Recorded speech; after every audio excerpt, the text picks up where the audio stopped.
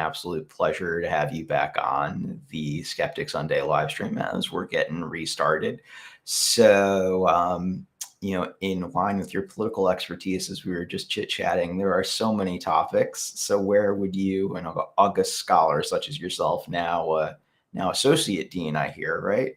Or Yes, the graduate school, yeah, Southern Connecticut State. Okay. So where should we get started as the world is totally on fire?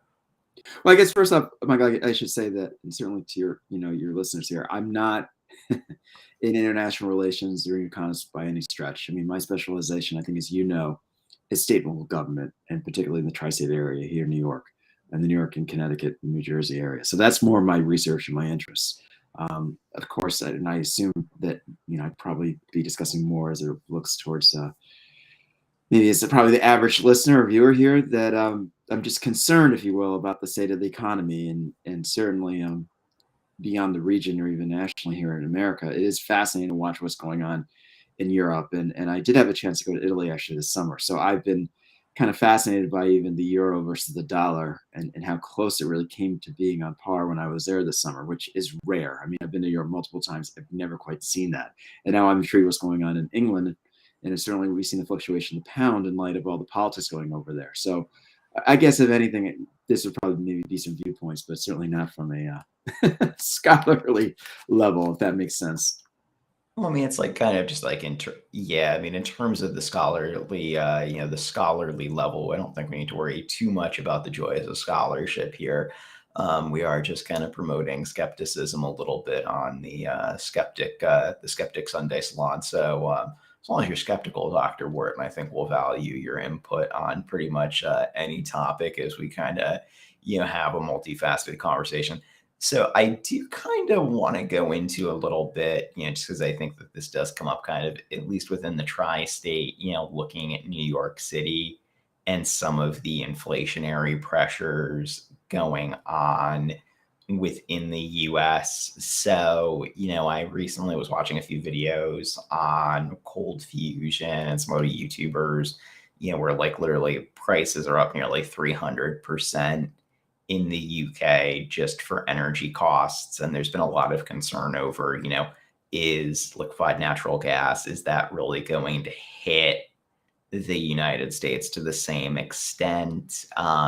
So what do you see playing out here in the Northeast, just in relation to some of those energy shortages that we've seen, in the UK? Do you kind of see increased political instability in the US? Or, where do you see things going as we're coming up on an election in about like 2 weeks here? Yeah, there's a lot to unpack there, and I've been intrigued by what's going on with the energy prices. I mean, I guess we can start off with gasoline. Certainly, in the tri-state area, we've seen it spike significantly here. And then I'm also thinking about, I was in California last month, as a matter of fact, and went back out there in 2 weeks again. And the gas prices out there are even higher, right? So we're paying, closer to $4 around here, and of course it was higher this spring. And out there, it's closer to $6, $7. So that's amazing. I mean, in addition to the cost expenses of how they have to retrofit, their gasoline for certainly their smog requirements, they also have significantly higher taxes out there. I don't want to ignore too that in Connecticut, especially here, energy prices here have already been high, even before the spikes had happened in the last year or so. Connecticut's got the highest price, energy uses here, especially when it comes to not just gasoline, but really oil, for example. And so when we're talking about oil for houses and that kind of thing. So I'm going to be especially interested to see what does it mean for this winter, which some predictions are we're going to see a lot of snow. Will the price of some of the home oil go up significantly more? And it already is an increase. One place to maybe look at as an example, Mike, and I think you already know this, is what's going on in Germany. They went up almost 50% in the last year or so, and the predictions are there's going to go up even higher this coming winter. So I think an interesting economy to maybe take a look at would be one like Germany, and I think it's no secret that they are the most powerful one anyway in the EU. So I would say, see what happens there this winter and even this coming spring. What does that mean for a place like Connecticut and even New England writ large, when we already have high energy prices, even before the pandemic occurred, or even before whatever this recession is, if it is a recession? has been taking place, in addition to the energy crisis with Ukraine. Yeah, I mean, it's like I mean, that kind of brings up another point. Well, I have one question where it's like, when did you become such a nomad again? As you're going to California, to Italy, and living The pandemic your caused it. I miss traveling, and I think it's no secret I love to travel as much as you do. And so a good excuse is weddings. I went to one in Italy this summer. I'm going to one in 2 weeks anyway back in California. So weddings gives a good excuse to travel, and I thought, hey, why not take the advantage of it now? oh, I already, oh, I think that I got I got COVID again back in May, and I thought, well, if I already had it, I can go travel now. And of course, I got my booster last month. So what can you do? You got to get out. I've had it. I've had it like 3 times. I'm just like, Um, we're planning the big trip to Japan, but it's like, kind of like the credit. I feel like this channel has had like the crisis of identity, because I'm like, okay, we're doing the credit card reviews related to like financial skepticism and scams, and I'm just like, there's so many things that require like, a good hard look at everything. So I'm just like, yeah. Then I shifted this to be later, and most of my core crew is like in Australia, India, for the live stream. So hence the lack of activity we're seeing in the comment section here. As we're getting things back.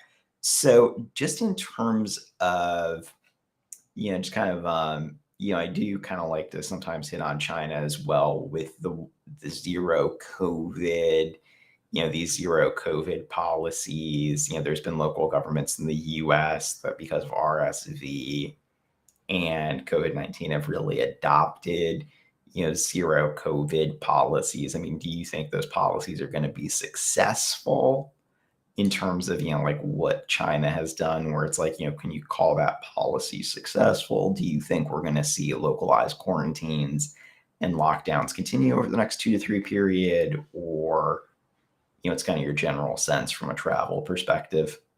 I think we can't predict anything with China, right? We've learned to, kind of understand that when it comes to something like the pandemic. Even what's taking place this weekend, interestingly enough, with President Xi and his, unprecedented third term here. Nobody can offer any kind of real insight as to what China's going to plan or what, they have down the road when it comes to the pandemic.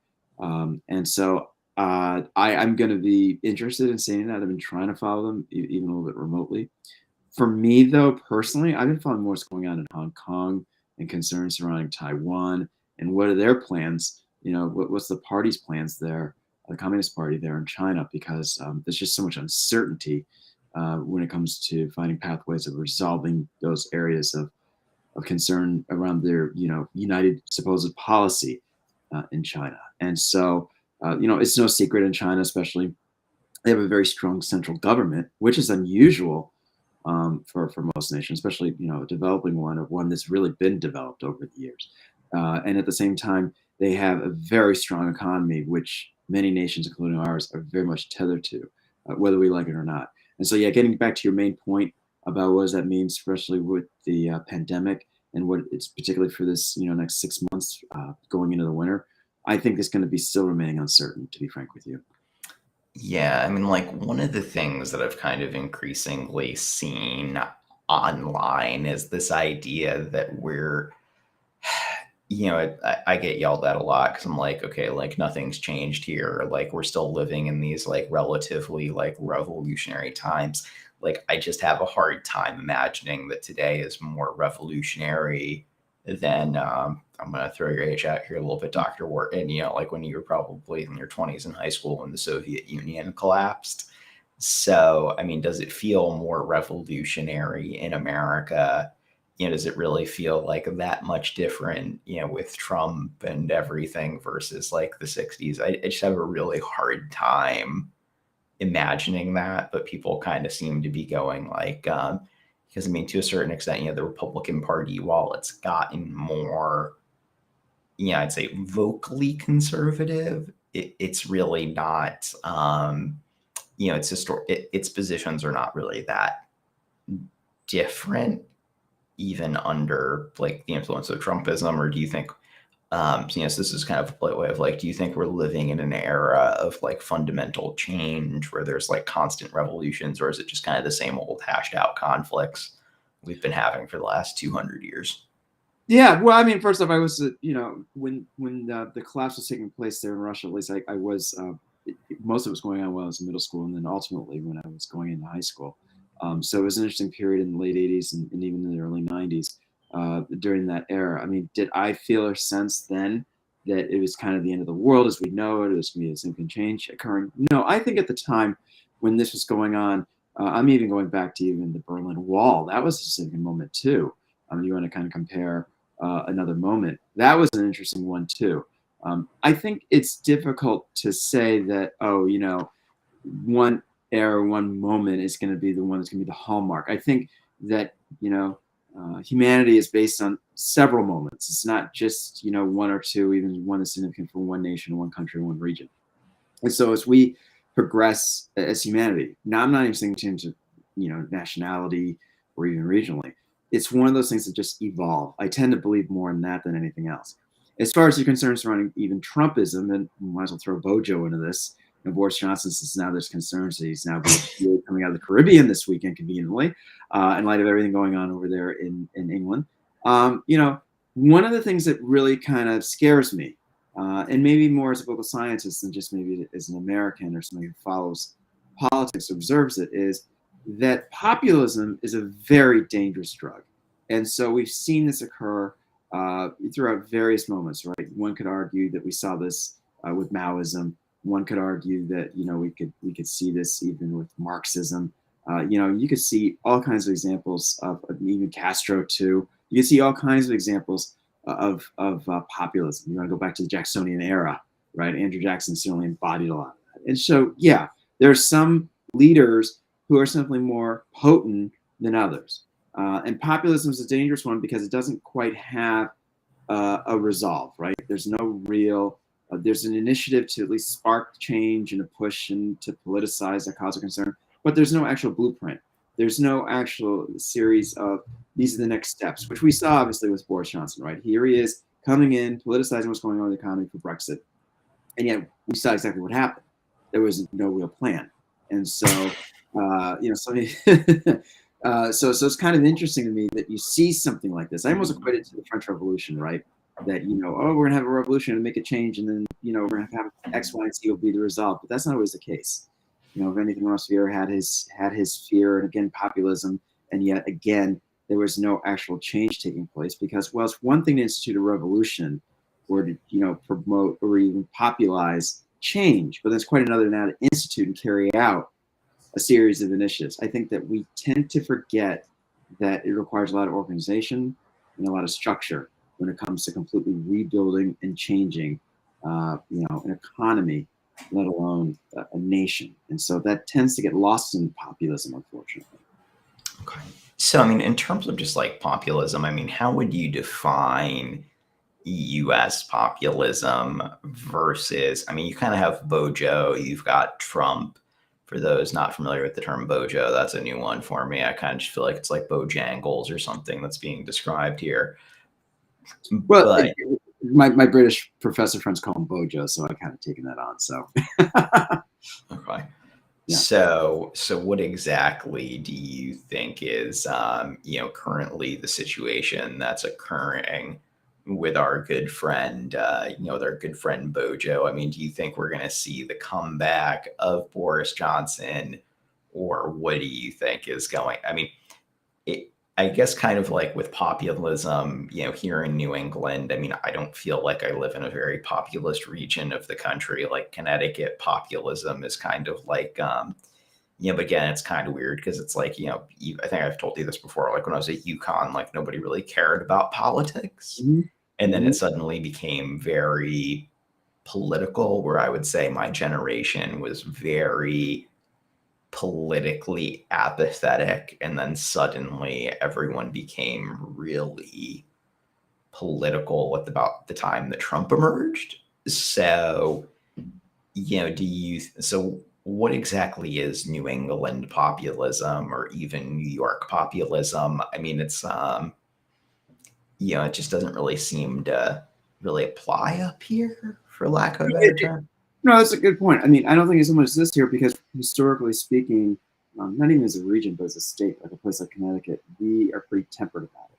It's rare that you get somebody who's kind of a lightning rod or somebody who kind of has that kind of populistic tendencies, like a Donald Trump or like a Boris Johnson. Instead, we tend to be more pragmatic, if you will, as to how we might approach or find a way to resolve or address an issue or problem. Part of the thing with populism is that it's got a certain temperament, right? And we've seen this certainly with Trumpism. We're seeing this certainly under Boris Johnson, where um, the interest or the resolve is to bring up or merge these kind of hidden angers and issues and frustration to the forefront, as opposed to actual practical approaches and policies. So it's almost the antithesis in this area, in this region at least. Going back to your point, even in a place like Yukon, which I think I'm glad you brought that out. What we've seen in political science over and over again is that there's a tendency for younger people not to be so observant or to follow what is going on in politics, right? So that's not unusual, Mike, in terms of what you just said. That tends to be typical. We might see some young people, and when I mean young people, let's go from, let's say, 16 to 30, because it tends to be kind of the group that some political scientists tend to study when we're talking about that young resolve. It doesn't become apparent until an issue problem affects them or their family directly. Maybe it was a shooting, for example. Maybe it was something related to pocketbook issues, where you start seeing this interest emerge among young people that will now say, I will now engage. And I don't mean just in voting.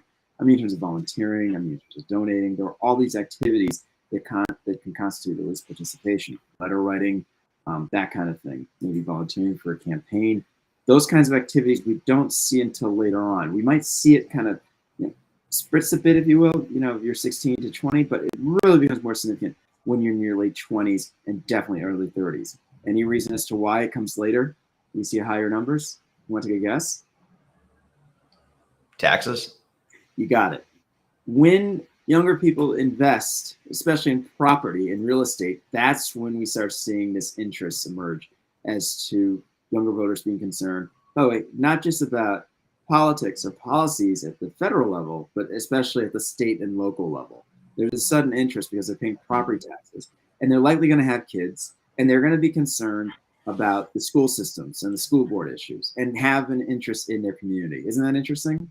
I feel like I've become the opposite, though, because if I think about myself, like at my most the most I cared about politics was probably sophomore year of high school, and then like it plateaued when I was involved with the Young Republicans, and then I've become less and less. I care less and less and less.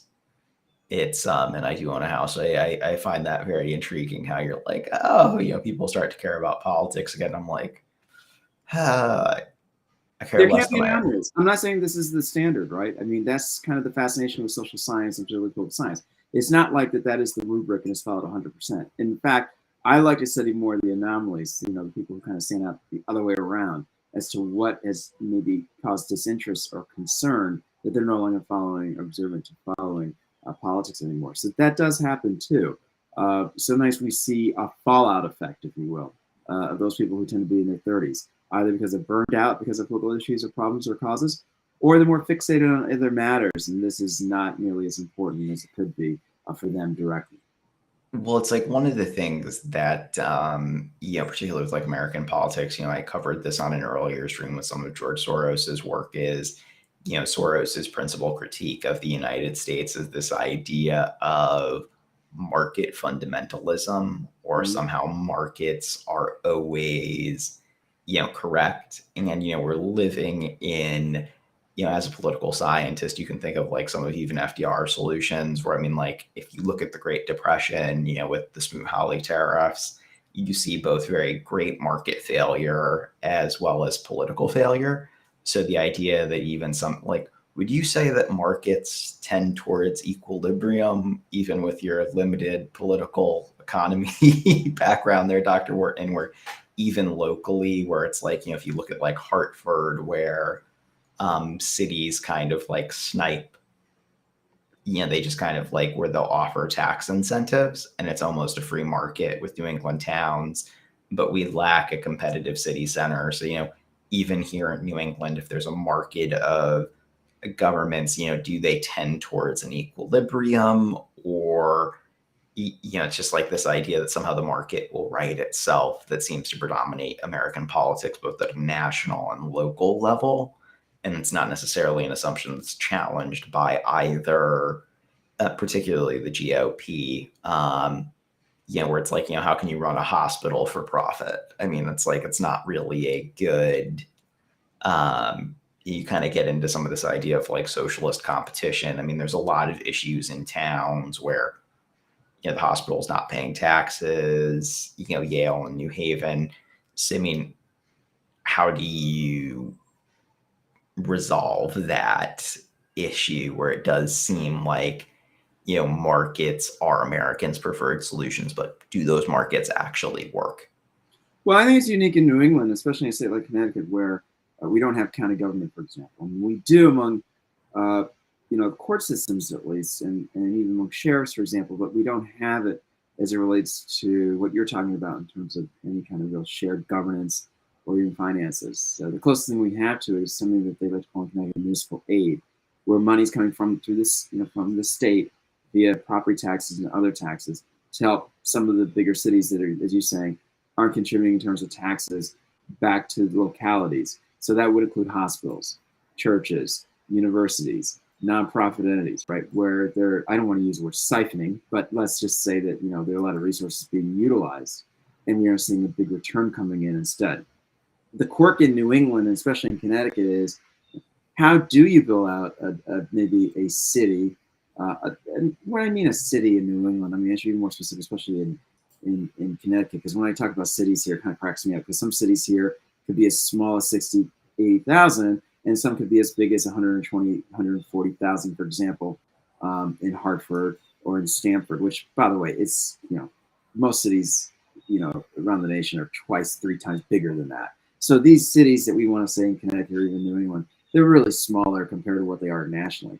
But a lot of it is that they don't have a viable economy that they can really rely on 100%. So instead, they look towards municipal aid coming from the state.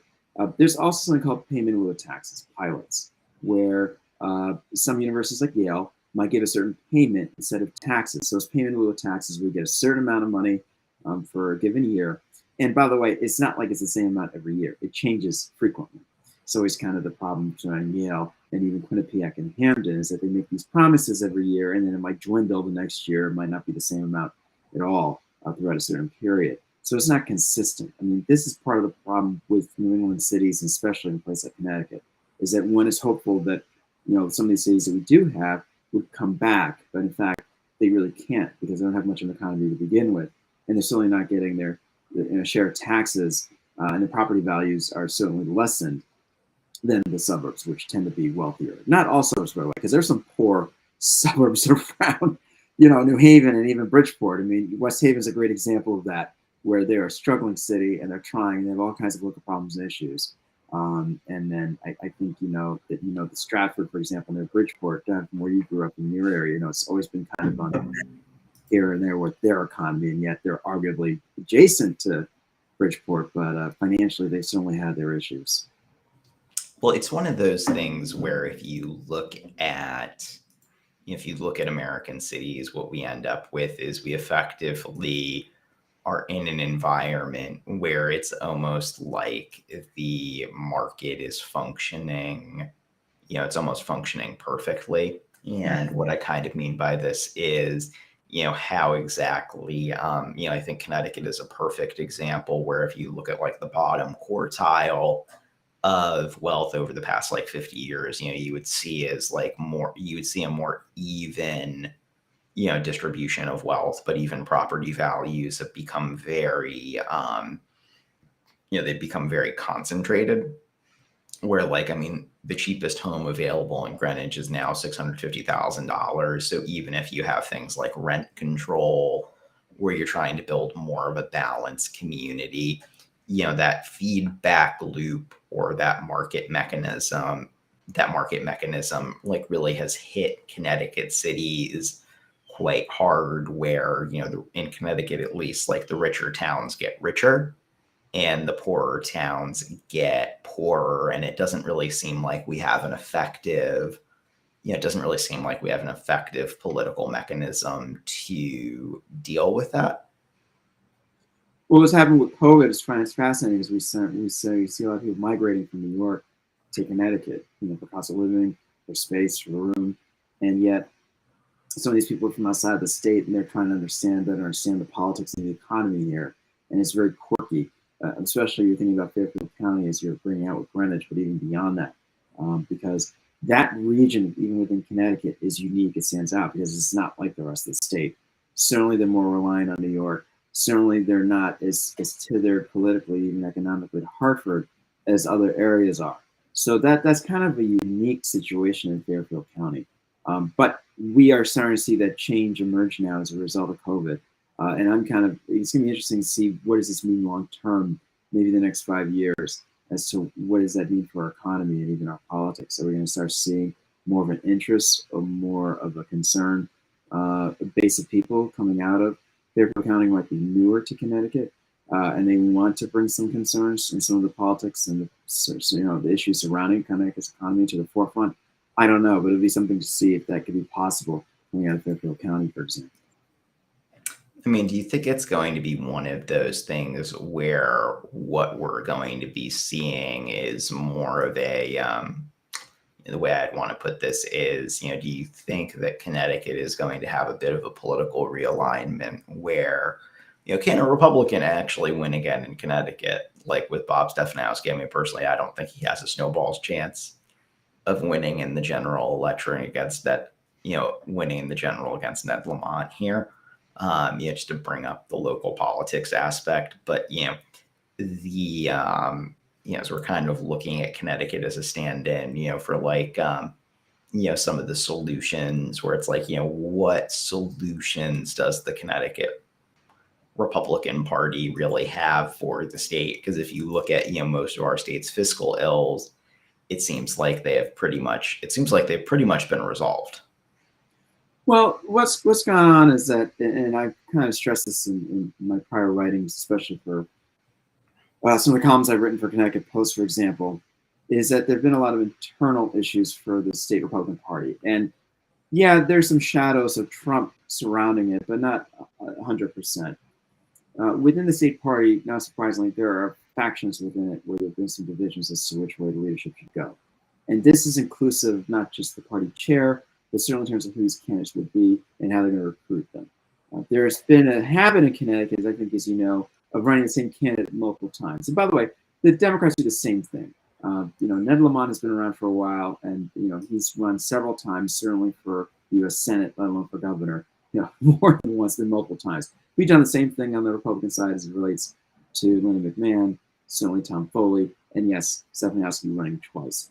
Part of the reason is that financially speaking, it's ideal for, in Connecticut at least, to find for these statewide candidacies, whether it's for U.S. Senate or for governor, somebody who's at least financially stable, who comes to the table with millions of dollars. And so we saw that with Linda McMahon, because obviously her campaign is $50 million every time she ran. We saw that Ned Lamont and Stefanowski did not take public financing grants or money coming from campaign finance reform initiatives, which the state was trying to push through almost 15 years ago. And instead, we like to run these million dollar ads and campaigns, which we're seeing a lot of right now. And it requires millionaires to run for these office positions that are statewide. Now, there's a whole reason as to why that's the case. I mean, one big part of it is that we're relying upon New York media. You're on the shoreline, for example. It costs a lot of money to run these ads, and it costs a lot of money to get these consultants to be a part of a campaign. But to get to your big question as to whether we're seeing any actual reforms taking place, I was hopeful, for example, that the parties would consider something like open primaries, where we have all these unaffiliated voters who are already in Connecticut. But as I said earlier, a lot of them are coming from New York, and they're not affiliated with any political party, and they're the majority in Connecticut. And so if you have open primaries, maybe you could find a way to participate in them. Of course, part of the problem is that they're not going to be terribly loyal, as we see in Massachusetts and New Hampshire, to a political party, because they remain unaffiliated and they become the majority, and they become even bigger as a result of open primaries. I'm not saying it's going to solve the problem, but it's a step maybe towards some kind of reform, if you will, within both parties. So there's got to be a better way of, you know, organizing, but also recruiting more people into really both parties, because the majority of them are. And by the way, younger people are overwhelmingly more unaffiliated with a party than older people. So there's got to be some kind of transformation taking place where party are formed. The other thing, not that I want to kind of harp on this, but many political scientists stress that you need party competition. It can't just be one party rule as we see in Connecticut and some of these Northeast states, right? Because then it can lead to all kinds of problems. And we see this, for example, in New York, where we see the frustrations of what happened with the fallout with Andrew Cuomo, for example. And what's emerged has been just a very strong and deterministic Democratic Party, but then, there's not much party competition coming from the Republican side. This is what we're seeing here in Connecticut and even in other states. So party competition can kind of help, address some of these reforms and really institute it. By having more parties and more competitive parties, that could be helpful. But I'm not saying I'm 100% on board with that, but that's usually what some political scientists will stress. So why don't we though have, so like with this party competition, like why don't you have more of a parliamentary system like in the, like in the United Kingdom, where, there was this idea that like really has been pushed where, the gridlock that is so common to the American system. Well, I mean, it just seems like there's just as much gridlock in Britain at the moment where, really, I mean, the American system's looking pretty darn good right now. Oh, compared to Europe. I mean, as you have Credit Suisse, you've got Deutsche Bank ready to go. Das kaput, and we're looking at Eurozone crisis 2.0. So, why don't we see, why don't we see a parliamentary, why don't we see a parliamentary system in the United States? Why is that, why is that not really a thing for us? Well, I think it's mostly because we have a hybrid of constitutional republicanism at the federal level. And what I mean by that, it's not a true democracy, right? A true democracy would be what we have, for example, in many places around New England, where you're the one directly involved in making these decisions. And I mean through maybe referendum voting, for example, or maybe initiative voting or recall initiatives, where some places have. We don't have that in Connecticut, but in other states they do. And so we have more of a direct representative governance taking place, or really direct democracy in many locales. It's only the state level in New England and beyond. But then nationally, we have more of this kind of republicanism, where it's tethered to certainly a national constitution, but it's also that we elect public officials to make these decisions ultimately at the federal level. So to institute something that's parliamentarian, we don't have anything close to that, even at the federal level. Plus, I don't want to ignore something we kind of said at the beginning before we started, is that, we have this two-party system, whether we like it or not, especially at the federal level. And so, whereas we see more in parliamentary, they have to do coalition, parties and initiatives together, because there are multiple parties. I mean, a place like France has got so many parties that we see them emerging almost every, generation to recreate a whole nother party and then a splinter of other parties. I'm not saying, by the way, it's going to solve that's going to solve anything, because, France is a terribly messy democracy, considering all the times they've had to change their constitutions and change their political parties and then change how they operate. But it's no secret that in America we've always had this kind of love affair, and they've had a love affair with us as to how they carry out their democratic goals and how we carry out our own. And it's not, one thing about democracy, one thing even about our own republicanism, is that it's not nice, it's not pleasant, it's messy, because you're dealing with so many personalities, so many different types of leaders, so many different policies. It's just not the same. So it's going to be very, very messy. Well, I mean, it's like, I guess kind of, it's kind of, I guess kind of, you've obviously been actively involved in Republican politics for a while, serving as kind of a, are you on State Central still, or did you finally have? I'm no longer with the state party on the committee. No. I moved. So since I moved to Brantford out of New Haven, I'm no longer directly involved. I mean, I kind of snoop around at meetings here and there, and maybe, remotely in the backgrounds of some campaigns, but I'm not directly, I mean, you're Party just, official anymore. I mean, you just love Payne being like the one Republican over in, just being the one Republican in New Haven at all the meetings. I mean, I just really don't know why you did that to yourself. It always kind of made me crack up a little bit, Dr. Wharton, for you. You'd be surprised how many others there were out there. There's a hidden group that exists in places. They just don't come out at night.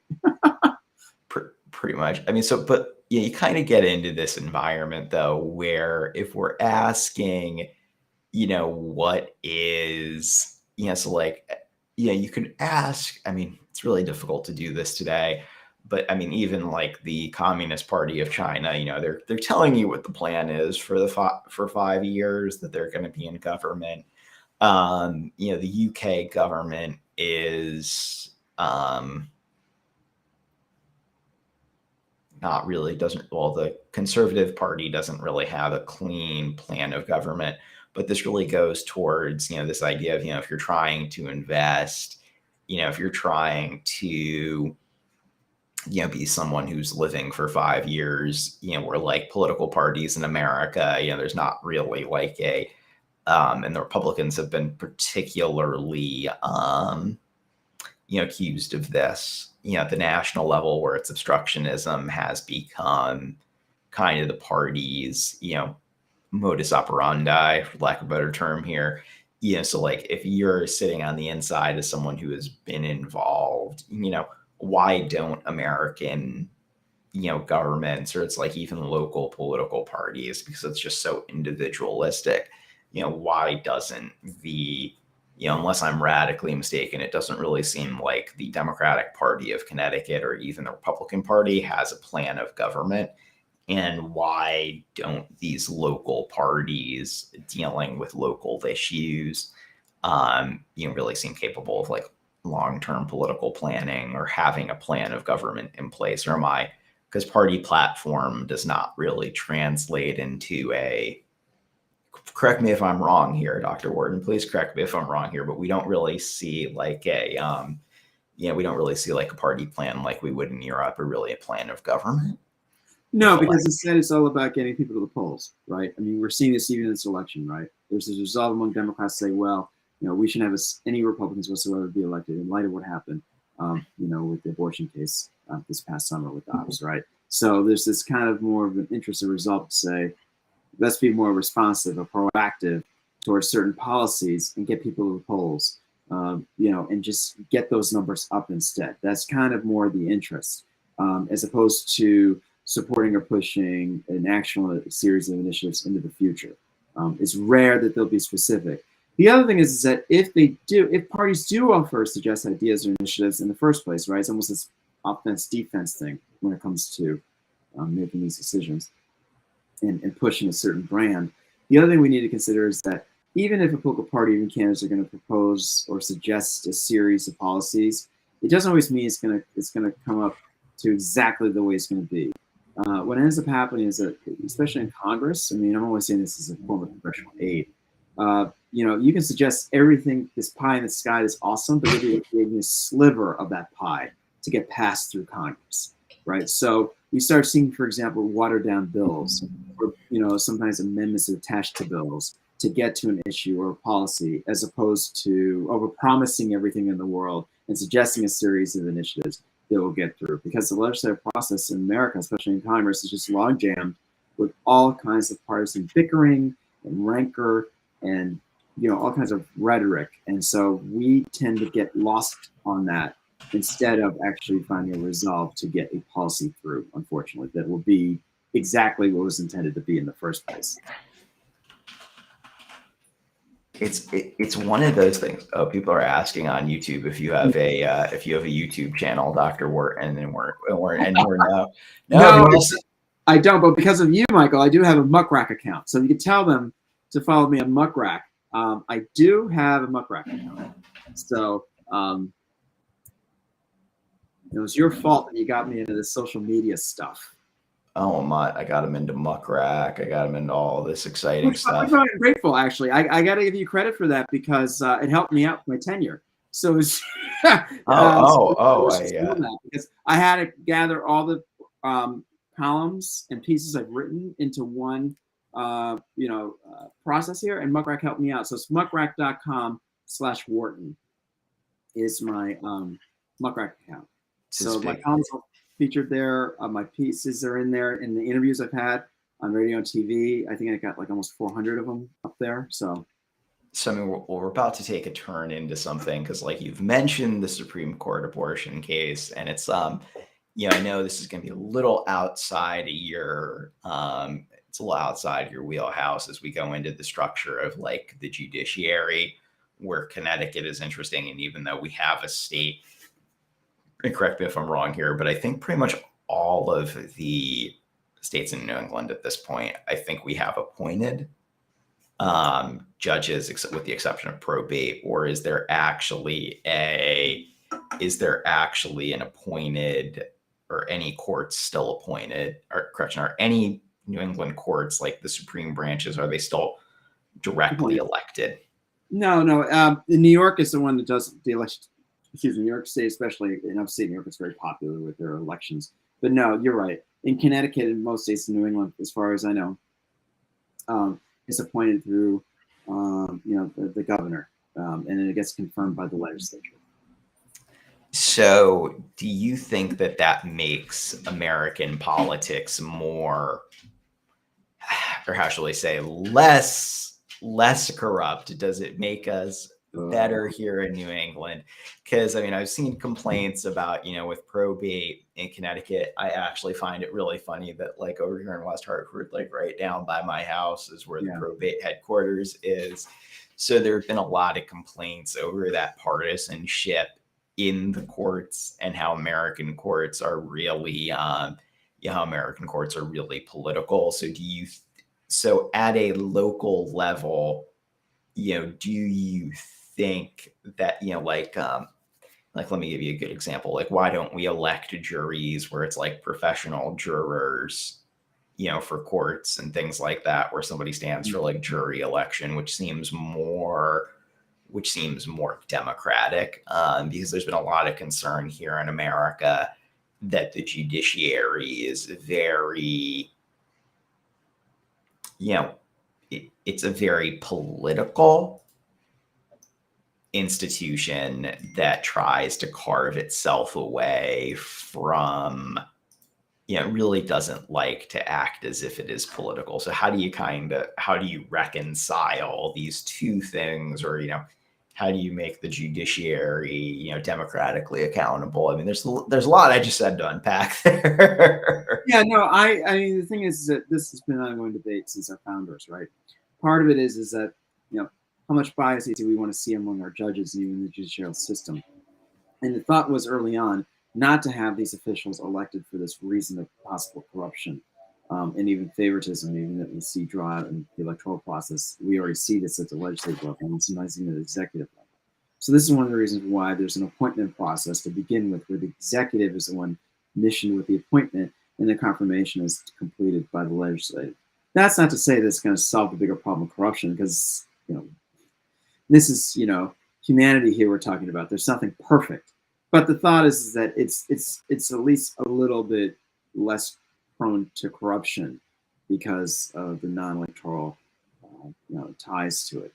The other thing I don't want to ignore is that there's the American Bar Association, where they have the rankings of appointments. And so that's a very helpful way of seeing some peer review process by those who deal with the bar rankings and decide who would be passing the bar. And they're the ones who come up with their rankings of juris candidates, which can be helpful. It's not too tainted politically speaking, although there's been some concerns lately whether it has been in the last 5 or 10 years. But there's that process where we see more of a peer review through the ABA. But I would say this, and I just anecdotally, when I was the chairman of the New Haven Republicans, at least, we had to put up a candidate for probate. And I was amazed at how much money we received for this candidate, who, by the way, is a neighbor of mine now in Brantford. We both left New Haven and moved to Brantford almost the same time, scarily. But it was amazing. She was the candidate, and we received tens of thousands of dollars coming from law firms. Lawyers are the ones who contribute a lot of money to her candidacy. And then for the Democratic side, same thing. Law firms also gave a lot of money to the candidates on their side to run. interestingly enough, both the probate judges who couldn't run again was because of term limits. I'm sorry, age limits. You can't be older than 65 in Connecticut. And so Okay. that judge who was in there for a long time, who was a Democrat, kept on getting elected and elected and elected. And by the way, his father was the prior judge, who was a probate judge, also coming from a law firm, also kept on getting elected, elected, elected. So maybe that's unique in New Haven, where it's the same family, if you will, and it's always Democrats. But I found that part of fascinating, but I found it more fascinating the money coming from the law firms. I didn't quite expect that as the party chair, and I was like, "Huh, this is something you don't read or hear about." That lawyers played this interesting donation game to candidacies for Oh probate. yeah. I mean, well, why wouldn't they? I mean, if somebody's going to go into being like the DA, or you're going to be arguing cases before someone, it seems quite likely that they're going to be trying to influence those elections. I mean, I don't find that surprising personally. Yeah, but it's never talked about, right? You don't hear about, donations going to judiciary too often, right? Instead, the media is fixated on corruption taking place at the governor's office, or, mayors being corrupt here and there, Bridgeport or whatever, right? There's not a fixation on the judiciary branch, even on probate judges, about an issue surrounding like this. It's so overlooked. I don't know. I kind of found it interesting. Well, the thing though is it's so overlooked, so few people care, Mhm. is there, with the judiciary, with some of these judiciary elections, are there too many elections? Like, I mean, should a judge really be elected? Should someone who you arguably want to be, impartial, should that person really be elected? Does that really make for good government? Well, when I teach U.S. government, which is not too often, only because I get a little frustrated when I teach U.S. government. It ends up being a ranting session, which I know you would appreciate, Mike.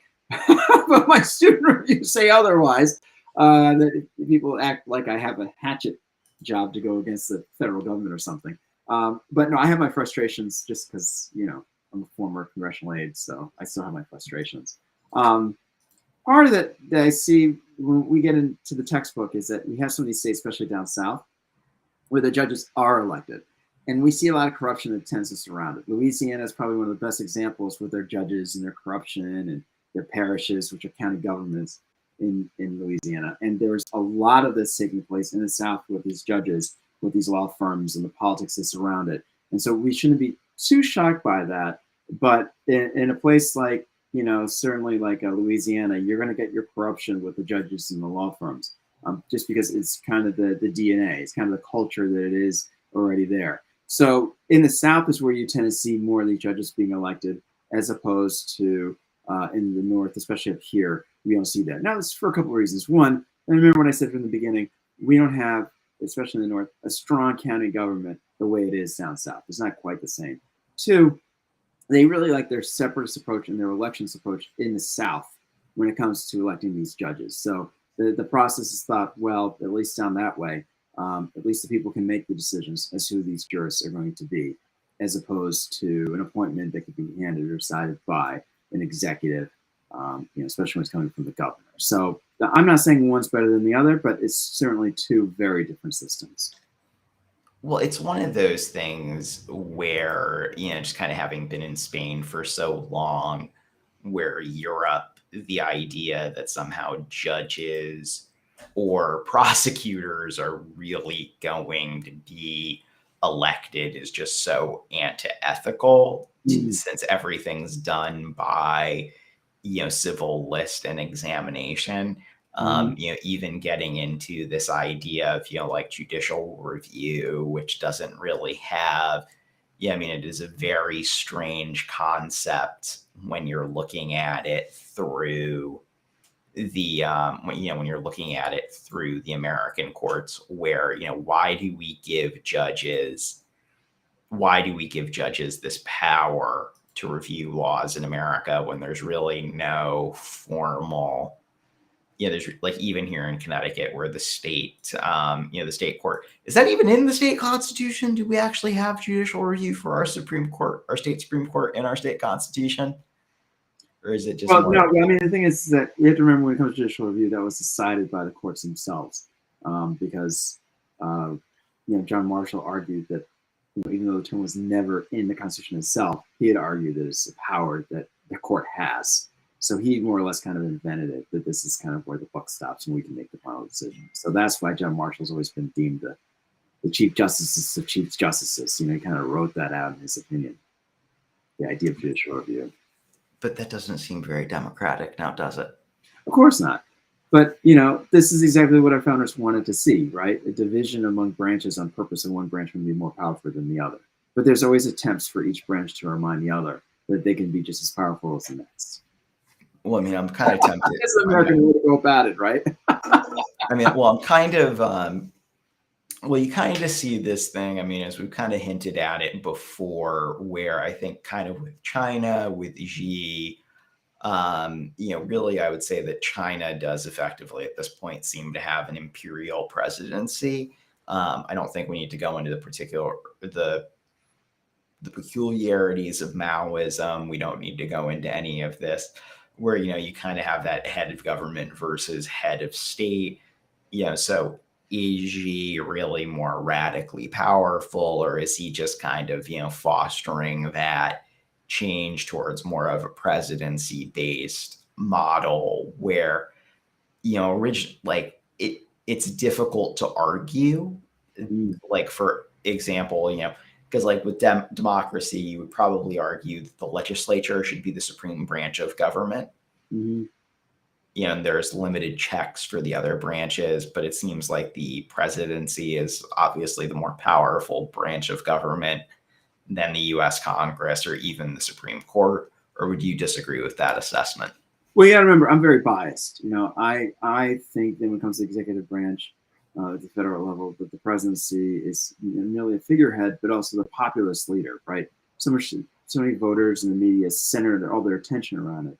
I would argue and contend that it's more about, that when it comes to Congress, at least, that if they ever come together, they have the ability to carry out some oversight powers, right? The power of the purse, hearings. There are all kinds of pathways in which they can kind of institute, assuming that they're all on the same page, which is rare, right? So I would stress that Congress has got that power and vote. And I'm not saying that the courts don't either. I mean, the courts have clearly been able to make the decisions that they have on some issues, but not on all issues. And so I think when you want to get things a little bit more broad, that's when you can see something like Congress stepping in to pray when they're on the same page. So I see Congress being a weightier hand, if you will. But of course, I'm already biased since I worked for the U.S. House of Representatives for half a dozen years. It's the both sides of the aisle, by the way, just so your listeners know. They probably think I'm some tainted shrill or something like that. No, I work for both sides of the aisle. Well, that does make you weird. I mean, it's you're I'm kind not of just according to my colleagues on Capitol Hill. Yeah, I mean, you're for both sides of the aisle anymore. Yeah, you're kind of, well, I mean, like, I've changed political affiliation so much where it's just like I just finally sucked it up, and I'm just like, yeah, I can't take the loud chorus of it's just very difficult to be a skeptical Republican. Yeah. It is a very difficult position to occupy where you've kind of got this like quasi religious fundamentalism which permeates so much of it. And I mean, it's like, after January 6th, I was kind of like, guys, he lost. It's like, objectively, he lost. This does run us into, so I mean, I did want to I know we can't see the YouTube comments, but one that did come in was, if we elected juries, then everyone would probably get convicted. Do you think that an elected jury would convict everyone, Dr. Wharton? I mean, I could see the reasons why an elected jury might convict. We like the idea of just seeing the possibilities of just doing it randomly, right? That's the way we do it. I mean, I love the example 12 Angry Men, which I tend to show in class from time to time. Because, you get random people in there and you get the people who are the persuaders, who can really be the ones to help make the final decisions. based on and hopefully on actual evidence. So yeah, I don't think it'll be. I don't think that process would work 100%. We'd like the randomness of juries instead. But we don't end up with random juries. We end up with the juries that the prosecutors can afford to filter through. Oh, sure, through Du Bois, absolutely. That process will kind of tease out who they want, who don't they want between the lawyers. Absolutely. So I mean, it definitely ends up making things. It definitely ends up making things interesting. So I just lost the topic I really wanted to go into, which was this. It was before I segue to juries. Can you remember what were we just discussing before juries? Because my Oh, brain about just. Congress and the powers among the branches and who's got the power there. I mean, it's well. I mean, it's. Oh no, it was skeptic. It was being a skeptical Republican. Oh, Uh, yeah. Mm-hmm. and like so where do moderates go these days? Like, where do you Great question. go? A lot of my friends and colleagues have asked me that left and right.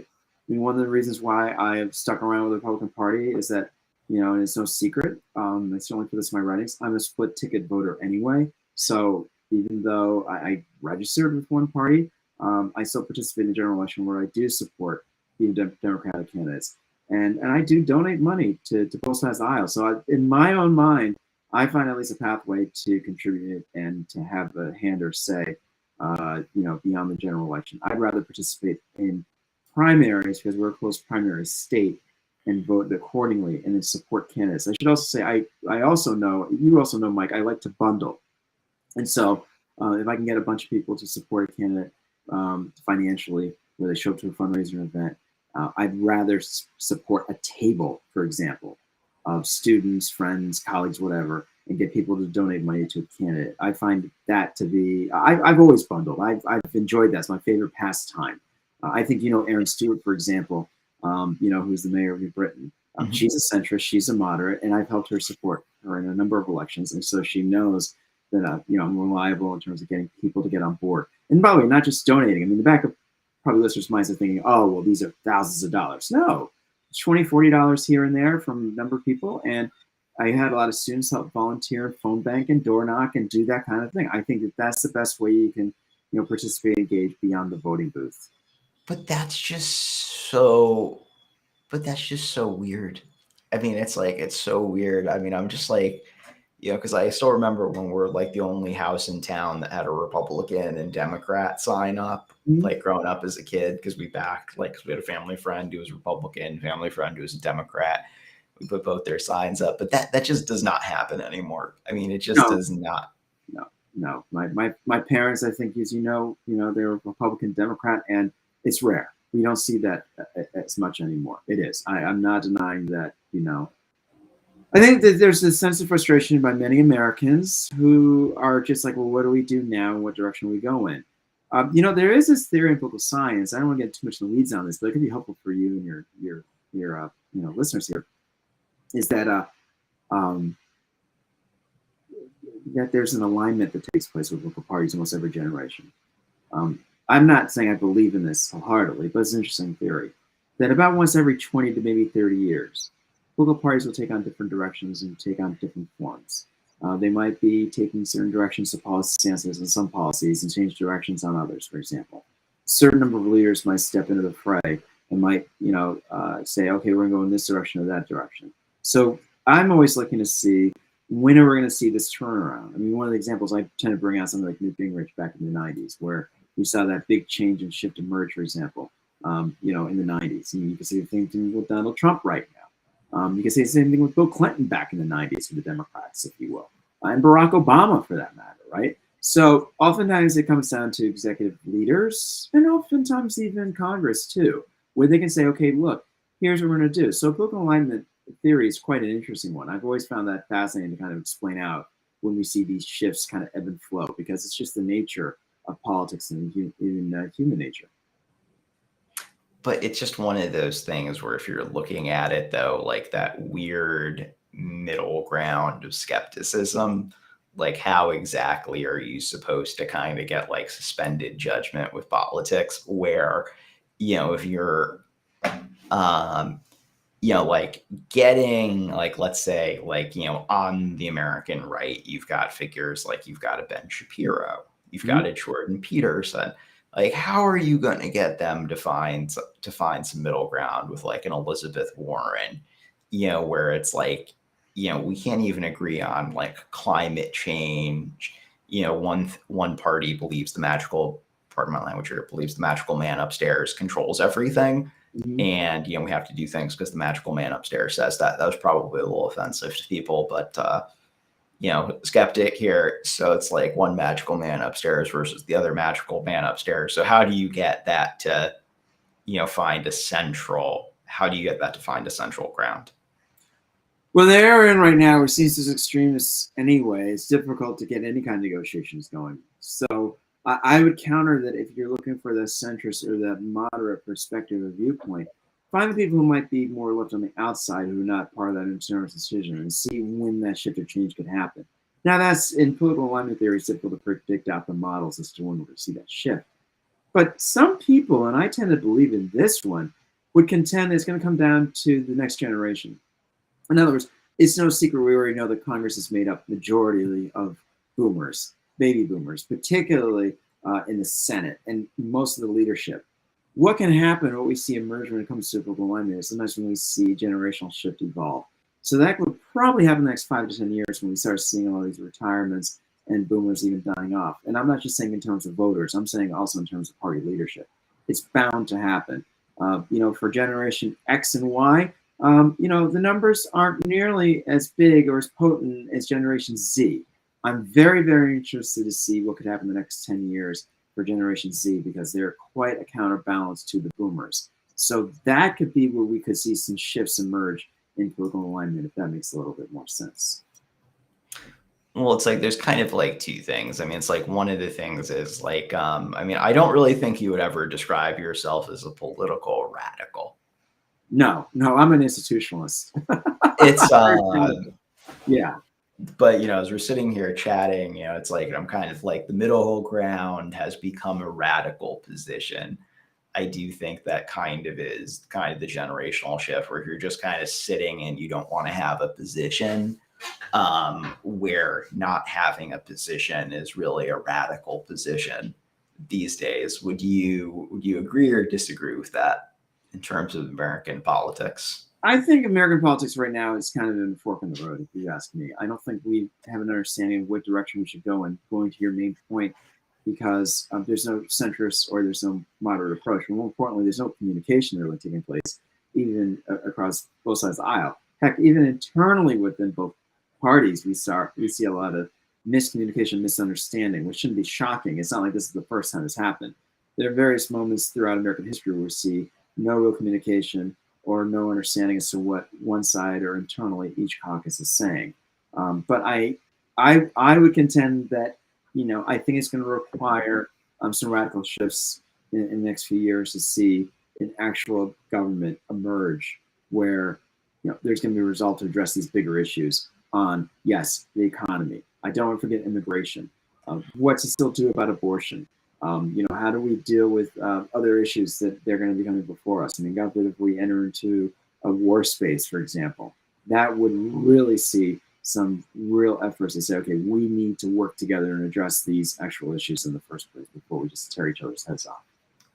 I mean, I think where it's going is, and I do think one of the big things that tends to kind of drive people a little crazy would be the position that, my view on American politics is you can always rely on Americans to do the right thing after doing everything else. Would you say that that is true of Americans or untrue? Do you think we'll just do the most practical thing and we ever just do it without trying everything else first? There is a pattern of us where we tend to see what everybody else does first. I agree with that. Not so much on the sidelines, but just to see how things are dealt with in other places.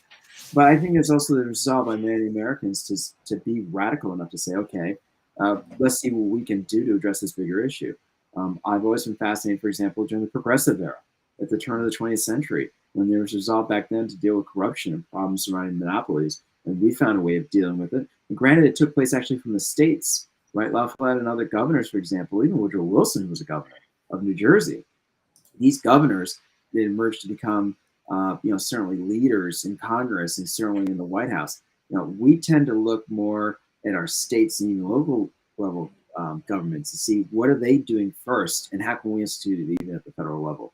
That's when I'm most fascinated, is when we see those movements taking shape.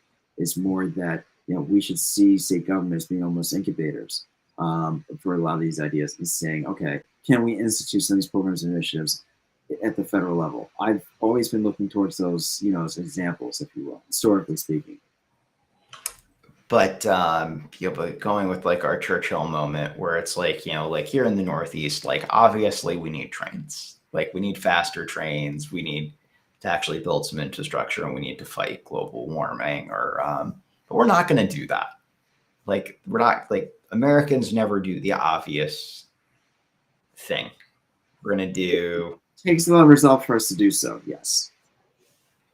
it, like California high speed rail, where we're spending like I know. It's a thorn in my backside. I still can't figure out. Yeah. why is California high speed rail a thorn in your backside though?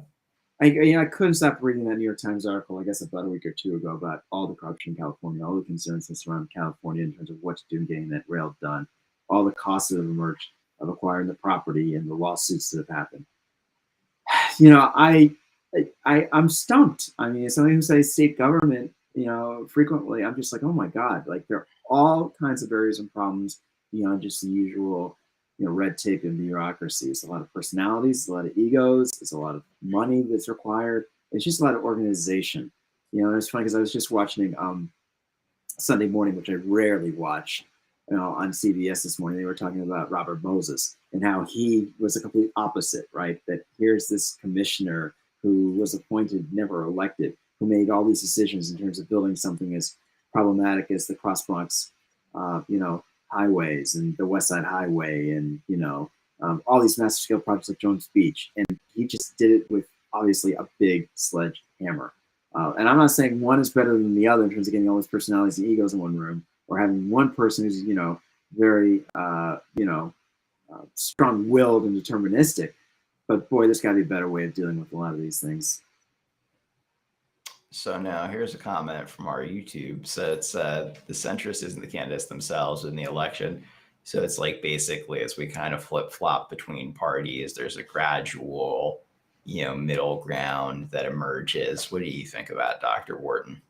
Well, yeah, that's certainly one approach, is that the back and forth is kind of intended, if you will, at the federal level. I can't say this for the state and local, but at the federal level, we do see this where there's a tendency for one party to be in power and then shift it to the other. But I would contend that that's been happening since the 90s, this kind of back and forth. Prior to that, the Democrats were ruling Congress for decades. It wasn't so much of a back and forth.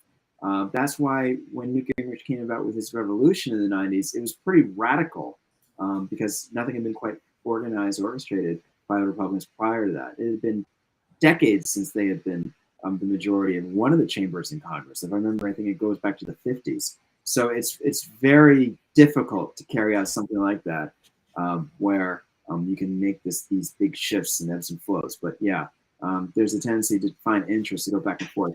Now, if you're, I'm going to assume that this is probably more at the executive level, because we see these presidents where it goes back and forth between Democrat, Republican, and then they sometimes take shifts on issues and problems. That's easier at the executive level than Congress.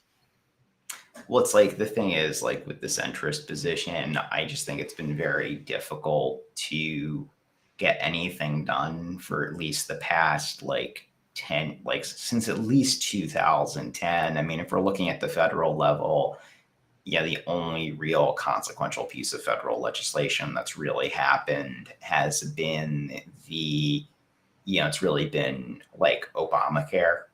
Then maybe Dodd-Frank financial reform. But I mean, in the last 15 years, has there really been, because even the Affordable Care Act was not that radical.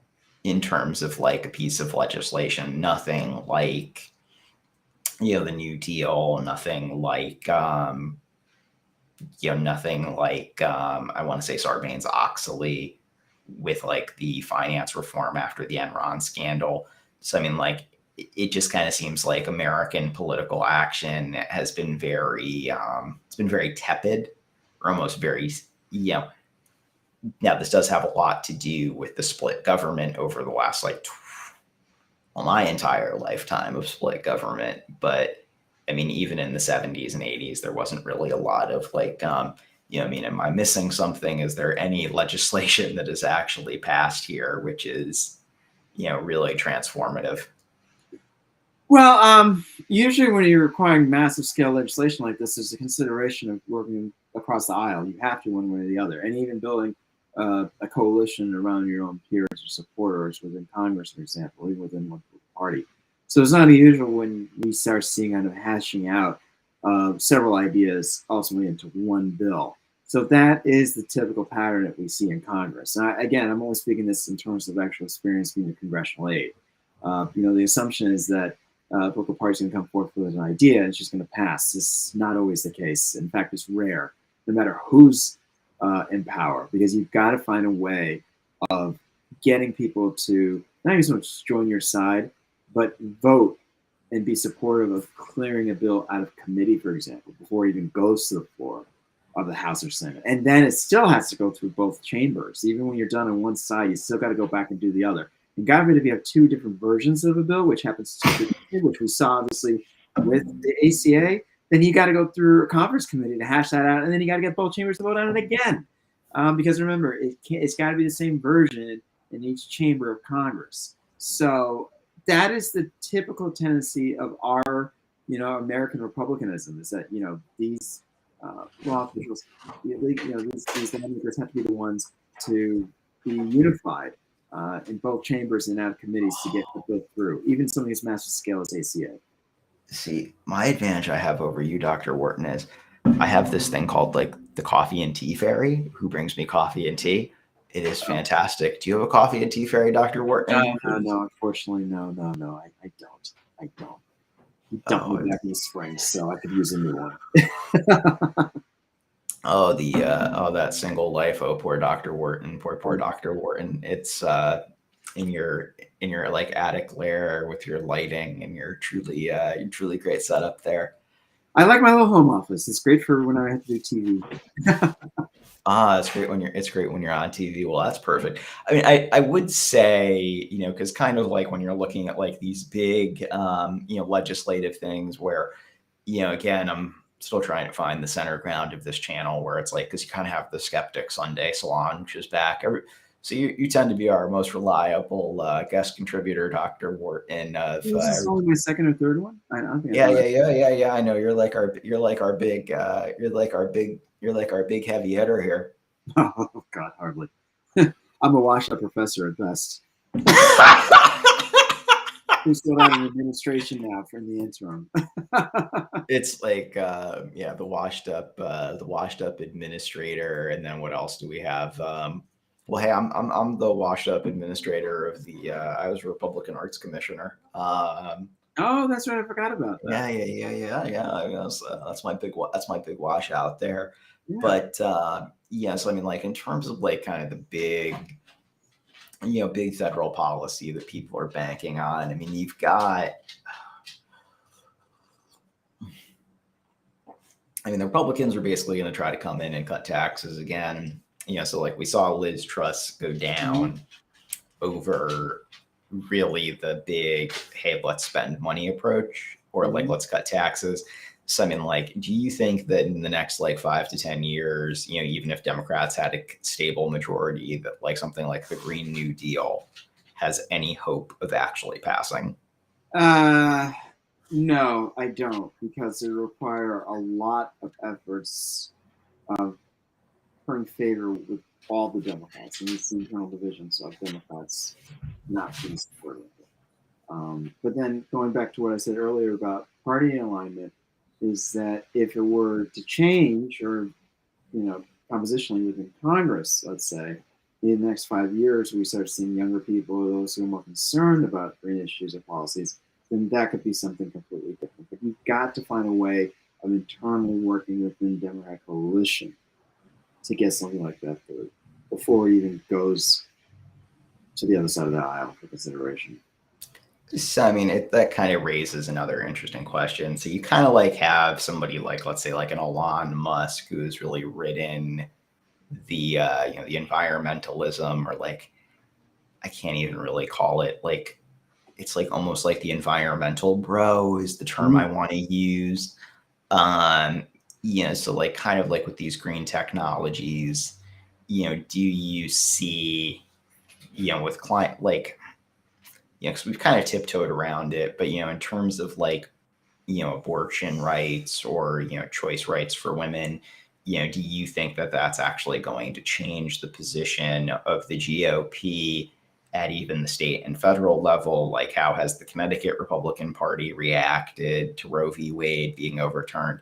And do you think that's going to kind of be the deciding factor moving into the midterms, or do you think it's going to be inflation and kind of the economic pain? I think it has to be the economic thing. This is a pocketbook issue in demand right now that many people are concerned with. Inflation has been so significant that it's been coming through over and over again in polling. And it'd be interesting to follow what the exit polls will indicate, because I'm more obsessed about exit polls than regular polls before, let's say, the election, because people do lie. But in exit polls, they tend not to lie as much. And so economic issues will probably come through, and we'll win a bet on that.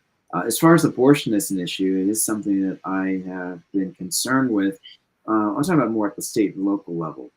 There's unfortunate concern surrounding the media, and many people follow politics, that Republicans are just inherently all pro-life. That's not the case at all. In fact, I contend that the numbers in terms of polling indicates it's usually about anywhere from a quarter to a third of Republicans are actually pro-choice. By the way, interestingly enough, among Democrats, it's about 1/5 to 1/4 who are pro-life. So it's this tendency to think that, well, if you're Dems, then you're that way, and you're Republicans, you're that way. Not so cleanly and not so neatly. I know the media loves to be obsessed about it that way, but I think that we tend to forget there are going to be outliers and anomalies, and it's not it's bigger than most people would probably understand it. People who are pro-life or even pro-choice, depending on one side of the aisle or not. I think what we have to see, what we'll see take place in the next congressional session, is, will this issue come up before the House of Representatives again, or even in the Senate, in terms of it being decided about what to do since the Dobbs case this summer? Is this going to be resolved by Congress to say, okay, we're going to pass legislation to deal with this, or are we going to see this more at the state level? We're seeing this more at the state level, which is kind of interesting to me. All these differences among states as to whether they will allow for abortion or not. And when you're seeing all these differences among the states, it's going to go back to the courts, because it's not consistent and it's not unified. And we can't quite operate as a nation if we're seeing these different states with their different rules of law and how they're going about not just abortion, but any issue, really. We saw the same issue emerge when it came to gay marriage, for example. These states all differ. We saw the same issue emerge when it came to slavery, and not the states were all the same. When you're not having a unified effort on a policy that's very controversial, the courts can be the ones who can be the ultimate decider. Well, I mean, it's like, do you think we're going to see, I mean, like, kind of like the big political trends, it seems like, where there's been some, moderation, is when you're looking at the political environment, you've got something like, let's say, like you've got certain things with Vice where both Republicans and Democrats have become very anti-tobacco, but now marijuana legalization seems like it's coming to, that really seems like it's coming to the foray, and that's going to, like, that's one of the things that doesn't really make a lot of sense about the Biden administration, because it just seems like marijuana legalization is like an easy political win, and it doesn't really make sense why Biden is still holding that up. Well, sometimes you want to curry favor on certain sides of your coalition on purpose. So, and we'll see how that gets played out, Mike, in 2 years, right? I mean, this right now is just a midterm election. He's going to have to be concerned about that down the road 2 years from now. So let's see what happens 2 years from now. But I mean, do you think that the GOP will be the ones to actually legalize marijuana? 'Cause, I mean, that's the next big. I don't know because again, drugs and something like marijuana is also a divisive one even internally within each party. There's some Democrats who are very much anti um, marijuana recreation use. I think we saw that play out last summer in Connecticut. It surprised most people because the assumption was that all Democrats would be on board with it. In fact, many Democrats, especially older Democrats, particularly Black and Latino Democrats, particularly those coming from the cities, were against marijuana recreation here in Connecticut. So, something like that, I don't know, is going to be coming purely just from the Democrats, as it's been, or whether some Republicans might change efforts. That's a difficult needle to kind of thread in seeing what will be the future of this. Now, that's just purely at the state level. I don't know what will take place at the federal level. Like, that's a big fat question mark right now. Well, what was so controversial about legalizing marijuana in Connecticut? I wasn't paying very much attention to that because I was in New York. It was fascinating last summer, and it was rare. As a matter of fact, I had the sponsor of the bill come to my class last week to discuss it. It was interesting. Essentially, they had to vote on it 3 times in the Connecticut Senate because they had different versions of it coming through. And ultimately, they had to vote on a 3rd time during a special session in July after our General Assembly ended their sessions officially at the end of June. So they had to go back and vote again, the state Senate, in July. Pretty much the concerns were surrounding, especially in many urban areas, that by allowing for something marijuana legalization, what does that mean for the neighbors and communities? And, how are we going to also find approaches for those who have been incarcerated, based on some of these charges that are very similar to marijuana possession or even dealing. And so they wanted to find some kind of mechanism to address or redress, better yet, those who have been affected or charged with such offenses. So that's what the big stand was in New Haven, Hartford, I think a little bit in Bridgeport by some of those lawmakers in those districts. So, I mean, why do you think that was, in terms of, why was there so much opposition? Is it more about the social equity of what's happened to people, or what has or what's occurred there, for lack of better? There's no one real answer. A part of it is this concern surrounding, how people were charged in the past and how do you rectify people who've been faced with those. There's another one where this is certainly the case in the delegation. What pathways can we do with those people who have been incarcerated, let's say for drug charges or something like this, and now they're coming out? Can we help empower them by having some kind of at least ability to open up a cannabis shop, even in a place like New Haven? And what kind of incentives can we do that for entrepreneurship? So that was the big holdout coming from the New Haven delegation, for example.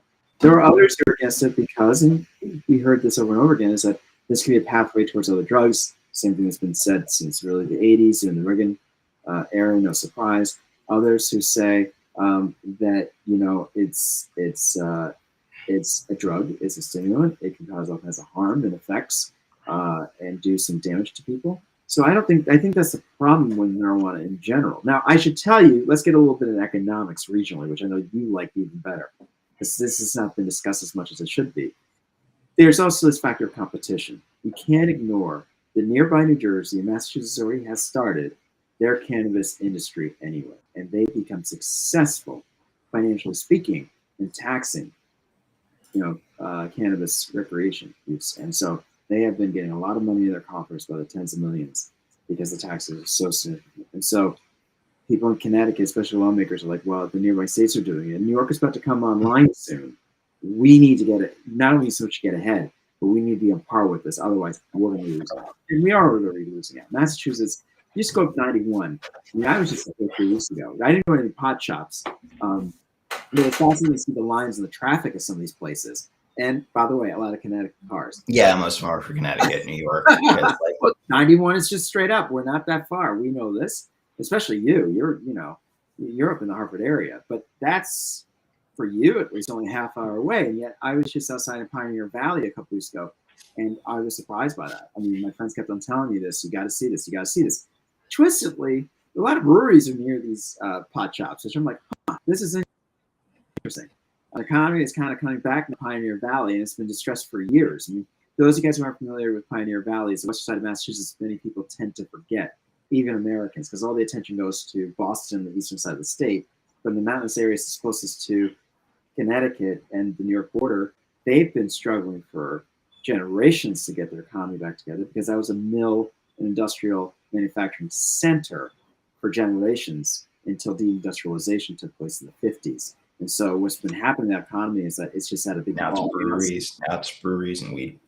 Imagine that compared to what it was manufacturing, which was the base of that region for so long. And I don't want to forget too that there's been a big opioid concerns in that area too. I mean, it's no secret in New England how problematic it's been when it comes to opioid abuse, and that area is a big place of it. I mean, they call it 991 heroin highway for a reason. I did not know that. Yeah, it goes right through the center of Pioneer Valley, and it goes right to Vermont and New Hampshire, which is convenient enough for delivering a lot of these opioids straight through New England. It's the backbone of New England. I did not know that it was the opioid highway. Okay, see, we learn all of these fun, cheery facts from our regional political scientists, don't we? It's good to know your regional politics, Michael. I stopped caring. It's like the whole nomadic thing. It's like I still think of like Spain and Catalonia, where I'm like, oh my gosh, that is like such the that's just such the proverbial such the proverbial crud show. But get yourself a second place over there. Get yourself a Petier out there. It's but it's like it's one of those things where it's like in terms of scripting this channel, because I'm like, there's just so much that requires skepticism where I'm like, okay, it's like the middle ground is a radical position, and it's not a particularly because it's not like anybody's gonna ever be your buddy because like you were being skeptical and you suspended disbelief on something. That way you but it's like, I mean, marijuana being illegal compared to tobacco doesn't make a great deal of sense, quite frankly, at least the way I interpret it historically. But that's just me, unless you disagree with that assessment, Dr. Wharton. No, I'm for marijuana recreation, but it's more a matter of for me at least, I want to see. I still am concerned as to what the feds could do, right? Because I think when it comes to this industry in particular, they have to use cash. So I want to still know what the feds are going to do in the future and what's the game plan for bringing the federal government into this. I mean, you can't continue to go around them. That's what the states are doing essentially. So I'm just kind of surprised it's been taking this long. It'd be interesting if we could see an administration come into the White House and say that they're going to parse out some kind of plan or initiative to make this more on par between the states and find a better mechanism for the federal government to play a role in this, as opposed to not having anything or no real enforcement powers, apparently. I mean, it's like you get some interesting things where it's like the budget rider that's been passed. I mean, there are a lot of really interesting things going on. We'll see how they play out in the next in the next 3 to 5 years. I mean, I think that really from like a regional politics level, it's kind of pathetic that the Democrats couldn't get the SALT deduction. Yes. Back in for the state and local taxes. I think that was a really big failure by the Democratic Party. So you're just seeing a lot of different there are a lot of failures that are currently going on within the administration, in terms of like the real, I would really say like over the past 2 years, I mean, like, I think that Biden's administration has really failed to deliver a lot of what they, because, people don't want like just a return to normal after Trump, and, Joe Biden is not exactly the most inspiring politician who ever existed. Well, part of it is that even internally within the Democratic Party, they're having their frustrations. They don't know what page to go with right now. So no surprise, I guess. So, I mean, that's just kind of the other big thing there. But so we got inflation at 10% nearly this year with the Federal Reserve. How's that treating you? Because like, are you a renter now, or did you finally put No, no, down.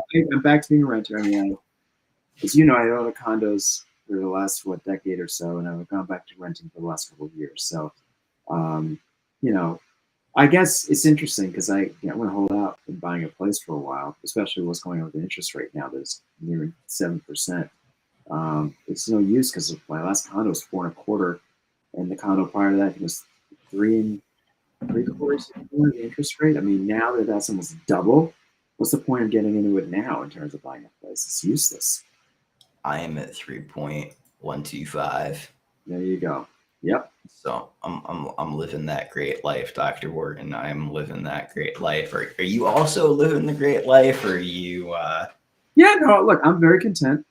Not even so much as being a renter, just being on the waterfront here. I mean, I absolutely love being on the Connecticut shoreline. This has always been a dream of mine. Is to be here. I guess the big question for me, professionally speaking, is when I'm going to go back to being a professor full time, because I'm flirting with doing that either next semester or at some point next year. Because the administrative game is a tough one to follow most times. So, and of course, that makes what's it what different. is so what is so tough about being an administrator? The blame game.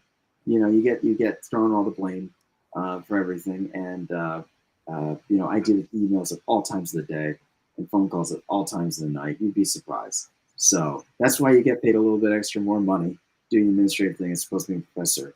It's my faculty friends have called it, which I like the term of being an academic or specifically a professor. Is you are a academic entrepreneur. You can set your own proposals, your own ideas, your own writings when you're a professor, at least. Whereas You're you're you're you're an academic entrepreneur. Oh, just like here on old Skeptic Sunday, Dr. Wharton. You could come back here to your true home, help spread the audience at like 10 o'clock on 10 o'clock on a I like the idea of Skeptic Sunday, but I'm still caught on like, is it just a terrible time to do a show about skepticism at 11 a.m. on Sunday? it is church time, so maybe that's the reason why. No, this is like the Nega Church show. That is literally like that is I think it's no secret that I've become radically less and less and less religious as time has worn on. It's just like as I've become less and less Republican, Mhm. it's well, it's like would you say that the more conservative, but that's like the other thing where like there are still some very liberal Democrats who are Yep. very regular congregational. Yeah, so as the prices are lower, why not buy then refinance, Dr. Wharton? Why not? No, I was actually reading the Wall Street Journal about that last couple of days about the same issue. You buy now, you wait and hold out. But the price of real estate right now is so high. I mean, the interest rate is already one thing, but just the real estate market right now, even in our area, it's just so high. I'm not in a rush to buy. I wait a few years on purpose. Yeah, I definitely see that as another thing because I think that you're not going to be able to refinance if it turns out that you're 20% underwater on the property. Yeah, yeah, I don't want to go through with that. So there just wouldn't be a lot of a point. There just wouldn't be much point to doing a refi in that case unless you're really going to embrace the life of suffering like we all know you do, Dr. Wharton. Look, I am in no rush. I'm not. If anything, I'm more concerned as to whether I could retire in the next 15 or 20 years. So I'm more fixated on that. Aren't you supposed to get like one of those like lovely state pensions or something I from? am in the state pension program, yes, but I also have a side couple 401ks as well. So I'm trying to do what I can with that too. So a little both. Okay, so if we got to worry about like the associate dean retiring, I guess everybody else like me is screwed, Dr. Wharton. I guess I'm screwed. I don't want to go that far. I'm not trying It, to stay in the state pension for forever. I mean, God knows I want to get out of it early enough if that's even possible. Why not? So well, I mean, so for those of you who are not aware, I think Dr. Wharton is probably one of the unluckiest people. I mean, how many have you been hit by cars on 3 continents, or how many? that's a good answer. No, no, no, no. I had that unfortunate bike accident a couple of years ago, but that was in New Haven. But no, nowhere else. I thought it was like 5 bike accidents at this point, or was No, it the bike? Was it the bike I, that hit you? The no. The last time was a pickup truck, but the last couple of times have been up the last time was back in Farmington, at least in Avon. But that didn't require me to go to the hospital. Let's just say that. so you can kind of get the sense of so are you pro bike lane still these days, Dr. Wharton, Oh, yeah, or absolutely. Matter of fact, I got a new pair of wheels back in June, and I'll tell you though, like when I was out in California, I was doing the e-bike thing. I absolutely love those things. I rented it for a day or so, and I enjoyed it. I love e-bikes. I'm tempted to get one maybe next year. But no, I'm all pro biking. Absolutely. I mean, it's like I don't really think you're gonna like the new phrase that I discovered to describe bike riders. Uh-oh. What is it? You're not really gonna like this one at all. Well, it's like So, how do you feel if bike riders were described as like the cockroaches of the road, Doctor Wharton? I've heard that before. Um, but I think that there's some places, locations where cyclists should at least, if not have a lane, have enough room for cyclists just so they can Okay. get around easy. So, in suburban Connecticut, where are you proposing we put all these extra bike lanes? Where are these going to go, Doctor Wharton? Where are we going to put them? So I think there's a big movement in the policy arena, especially when it comes to urban development, to do something that they love calling complete streets, where it's not just fixated on automobile use, but there's also a consideration for cyclists and also for pedestrians, right? So this is, I don't want to call it a movement, but certainly there's a policy approach that many cities and towns have been venturing in. And it's not unique to Connecticut. New Jersey's been doing it for a while, actually. Maryland, DC area has been doing it too. So we're going to be seeing more of it in Connecticut, if anything, in the next few years. So, why do you think we're going to be seeing more of this? This grant money, the feds have been coming up with a little additional more money, and the states want to do that too. It's just like, but I still just think that, like, having heard your stories about biking, I'm just like, I really don't want to ride around on a bike anywhere. Well, It sounds dangerous. it is. I'm not going to deny it. I mean, I've had a couple of close calls. There's no doubt about it. But I always wear a helmet, and and if I do bike at night, which is rare, but if I do, I got my bike lights. Granted, I feel safer at night than during the day because it's less traffic. But it's not. I think it's really dependent upon the roads you're going down. Honestly, it really comes down to that. And it's great. It's great exercise. It's great exercise. It's really one of the best forms of exercise you can do. And hey, considering the energy crisis we've been in, hey, it's certainly cheaper than alternative of paying for gas. So, well, is that pre or post medical bill? What's that? Is that pre or post rehab and medical bill with the Oh, bike? yeah. Well, I know. It's But you no, know, I think it's a great use, and that's why I said the e-bikes would be interesting. I'm sure you heard about these rebates they've been giving anyway to e-bikes. Now the states have been doing and saying, hey, here's an incentive, get an electric bike to do this kind of thing, and I'm fascinated by it. I don't know if I'm so ready to get it immediately, but I am especially intrigued by it now that I've had a chance to use an e-bike out in California. well, we kind of get into one of these things where it is for lack of a better term, they are, how shall I say this? Does it actually improve like property value? So if you're looking to invest in a city, do you think that people are really interested in these more walkable cities? Because I mean, there was an interesting video where what they were actually looking at was, I'm trying to find the right word here. What they were actually looking at was, Americans, like when we go to Disney, we like these really walkable, Mhm. experiences.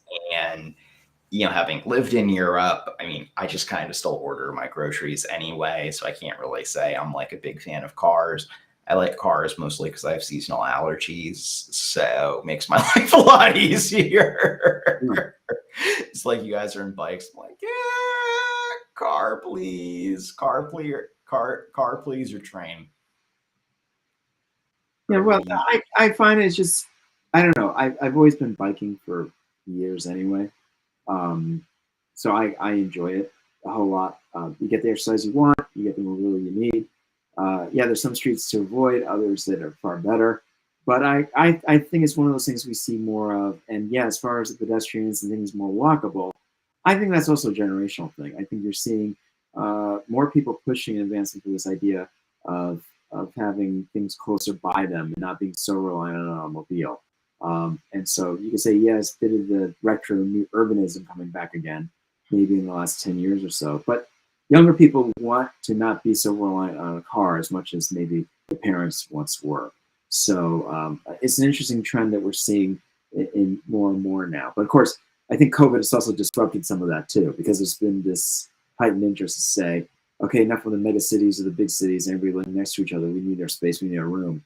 So let's get the hell out of New York City and maybe have a place as a getaway on the weekends, let's say in upstate New York, or maybe just get out of New York City altogether and live in a place like Connecticut or New Jersey instead. So I'm going to see what the fallout will be after COVID. Maybe give it a couple of years and see where the trends. Are we going to go back to urbanism or not? but what about the joys of bicycles in New York City, where they just come out and they almost kill you? No. I have to say, I think New York is a whole nother world because it's intense. The amount of traffic you have to follow as a driver, let alone even a pedestrian, it's very, it's a lot because it's multimodal. You're having all kinds of buses and cars and cyclists and walkers coming at you, and so I think you can't compare with New York City on that kind So of we level. have, we have a question where it's like, what is our topic? Well, I mean, we were talking about China and politics a bit. We've had a very wide uh, we've had a very wide ranging conversation. Well, he is a transportation expert. We're going as Muckrake. He's really quite involved on Oh yeah, C News Junkie. especially. Dr. Wharton has been a big advocate of bringing back the drinking car or the wine car here on Metro. The bar car on Metro North. I would definitely say, yeah, I mean, I'm kind of curious because like I've been tiptoeing around it with like, last week I was kind of focused on Elon Musk a little bit, where I kind of think Elon Musk is a modern flim flam man. I just don't really see the substance. I mean, Dr. Wharton, what would you say? About Elon Musk? Yeah. Well, hey, talking about somebody who's revolutionary in terms of his approach with, finding an approach for electrical vehicles. I don't know. He's too much of a cult personality for me. I appreciate his certainly his investments, his intuitiveness to come up with something like Tesla, but I wish it were more affordable. Quite frankly, it's unfortunate that it's so much money to buy one, and it's quite a lot of money to maintain them. So, but hey, somebody's got to be sometimes bold to do it. I just sometimes wish somebody like him had a better sense of himself and maybe had a little bit more integrity. But that's probably just more my personal opinion. No integrity. I have a much harsher opinions on Elon Musk. I think you're probably getting the sense of I'm getting ready to get my bat out and kind of go brickbat on old musky boy and the muskrats. But I mean, kind of hear where it's like, how are these things actually good for the environment with these things? So like if you're looking at like the Congo, how can you actually?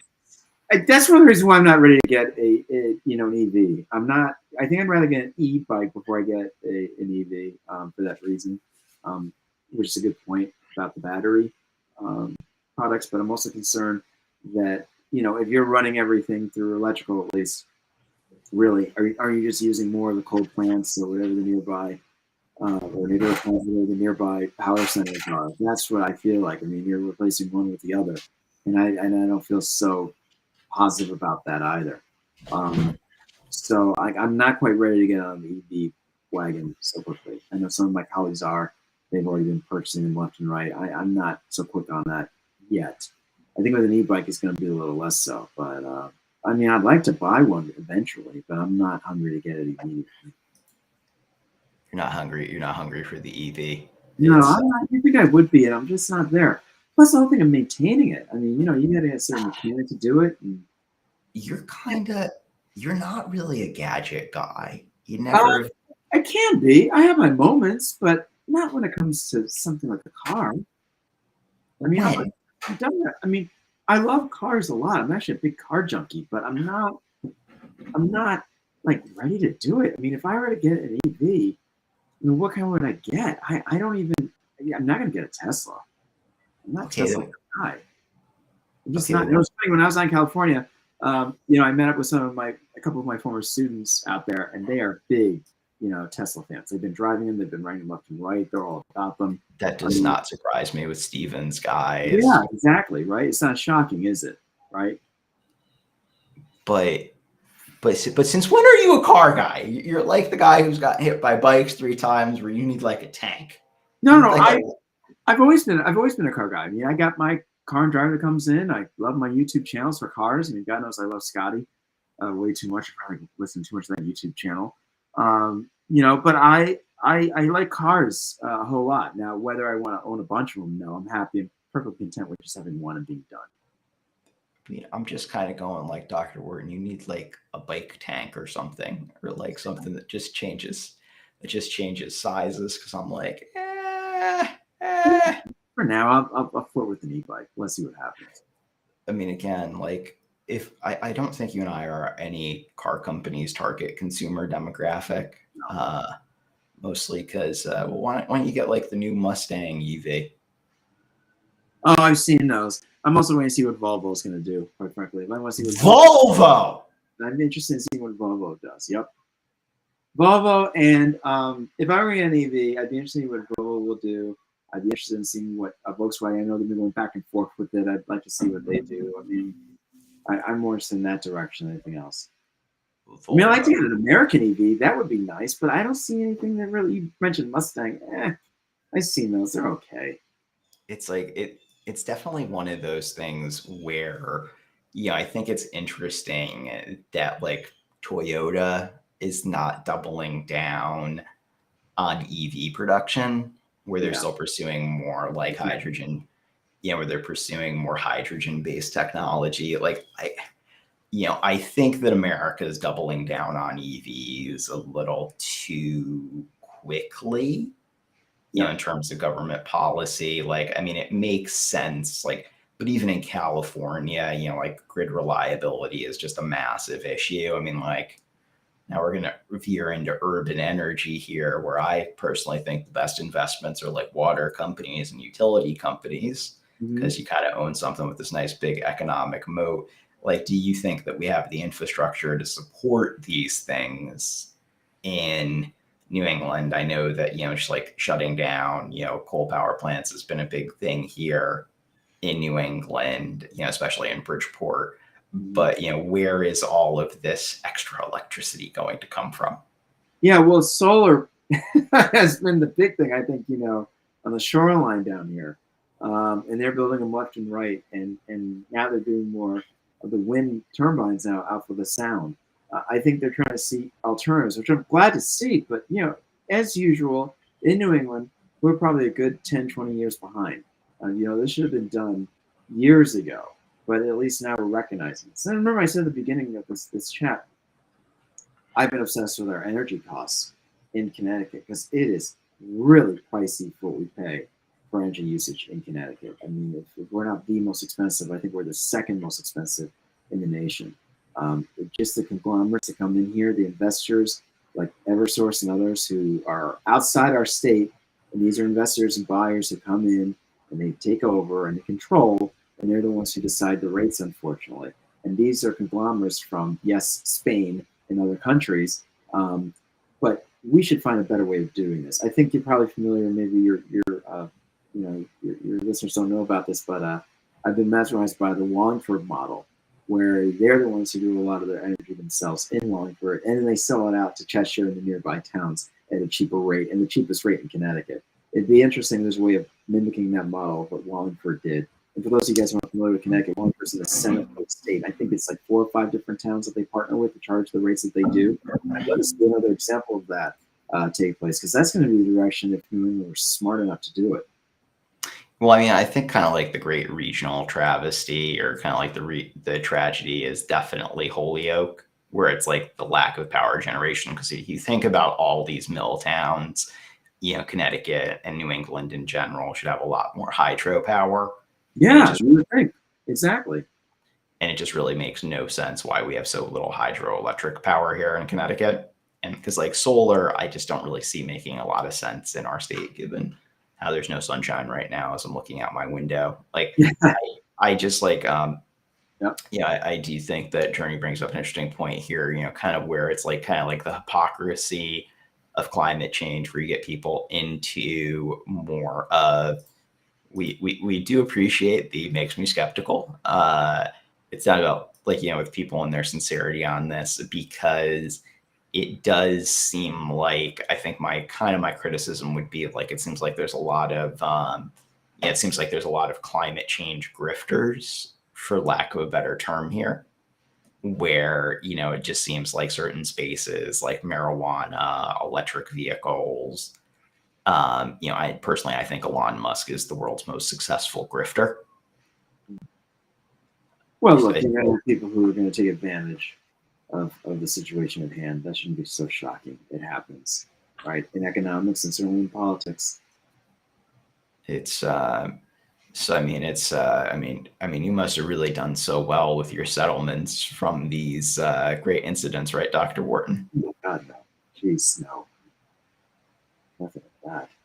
Just how It's the health bills. But no, I think that when it comes to something like the environment, it has been widely utilized to get people elected and make the issue known. But there's no uniformity in terms of how to tackle this beyond regions or even nations. So I think it'd be interesting to see how nations can come together and say, okay, we need to address this issue for all of us. We're not seeing much of that anymore. I think there was an attempt maybe a good 10 years ago, with certainly some of the agreements that were done, but they were very small agreements. Now, I guess you found what's going on in California, where they're demanding that cars are got to be all electric by 2035 or whatever the year is. I guess that's yeah. one reason for doing it, but you're I, in do the same thing now.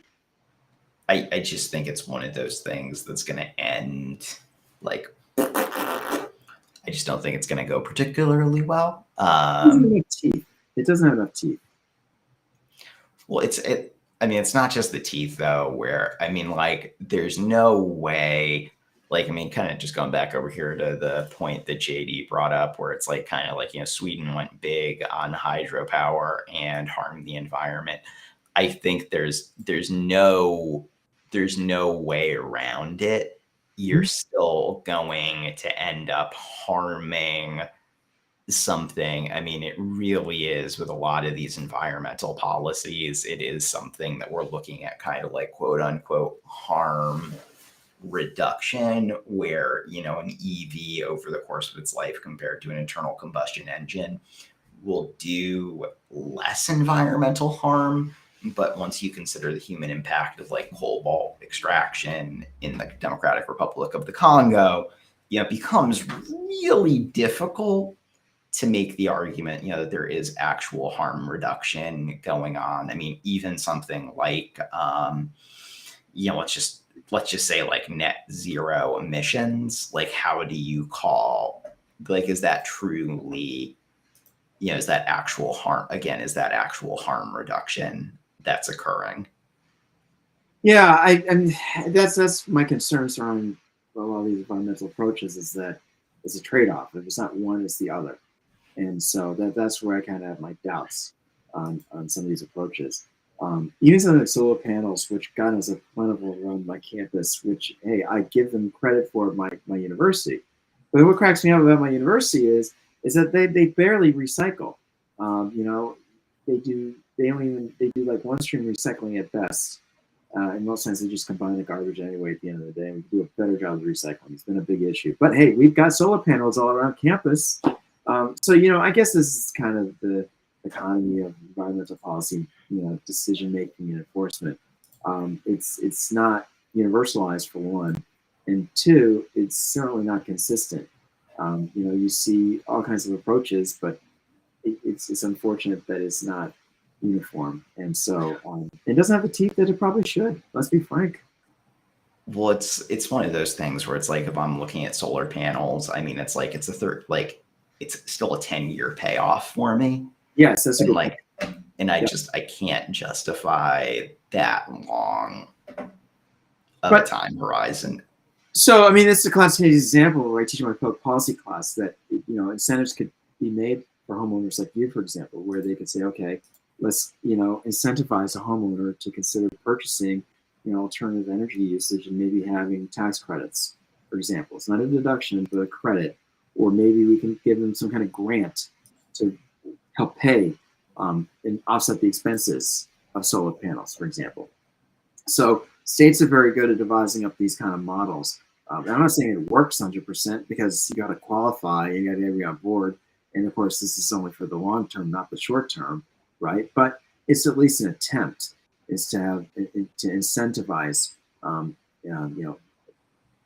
people to say, okay, it's behavioral consumerism, it's behavioral psychology. You do something like this, and maybe it can be a starting point towards changing around things. Well, it's like you would think though that like towns in Connecticut that want to be environmentally friendly, or even smaller states would have better environmental incentives. Like, why is it that we know in Connecticut if the Wallingford model is working, Right. why haven't other towns replicated, why haven't other towns replicated that model? That's what I've often wondered. So I gave the Wallingford model. Regionally speaking, I also want to give the Maine model, because what they did in Maine was that they did exactly what I talked about in terms of having these tax credits, and they had all kinds of incentives and programs and loans to do the shifts. And actually, some states are looking at what they've done in Maine to offset, because I mean, Maine's energy bills are very, very high up there. So this is what the state did. They had all kinds of incentives to do this, to consider an alternative energy uses beyond just the coal plants and nuclear plants and that kind of thing. So they've been doing that for a while. As a matter of fact, Connecticut's been trying to mimic the model of Maine, but it's on a smaller scale, financially speaking, compared to Maine and Connecticut. But we got to do a better job. I'm telling you, Mike, and as I said from the beginning, what we're going to see taking place in Germany, please pay special attention to that, because they've already been going through the ringer on their energy prices, especially because of Ukraine. Part of it was the Merkel deal that she had, already set up with Russia anyway years ago. But if you're going to see the price of energy and everything else go up, and gasoline, home oil, go through it, look at what's going to happen in Germany this year. And God forbid if they have a rough winter or they have any more environmental issues, which we saw obviously happen this summer with the Danube River and other places. Wait and see what will happen in Germany for the next 6 months, and let's see what even happens here in New England, for that matter. It's going to be that rough of a winter here with the snow. Well, I mean, it's just like, again, I do kind of see it's like kind of tying this into like our skeptical financial theme. It's like, if like you're looking to make some money, probably doubling down on natural gas this winter for some quick profits is probably, at a macro level is not a terrible idea. Just in terms of this week's content, it's like I'm doing like credit card content because you got the quackery of like Dave Ramsey, where it's like the zero debt approach. I'm like, there is so much here to be skeptical about, but I'm trying to kind of keep the theme consistent for everybody on this channel. But if I start chatting with you, it's fairly quick. We're going to have a wide ranging conversation, just not in the nature of the eclectic interest that we create. No, it's a given with us. Absolutely. No, expect with that. So, I mean, it's definitely, just kind of, it's one of those things. I mean, there's so many fires around the world, Dr. Wharton, whether it be the Russian, Ukraine military conscription. I mean, there's just so many fires.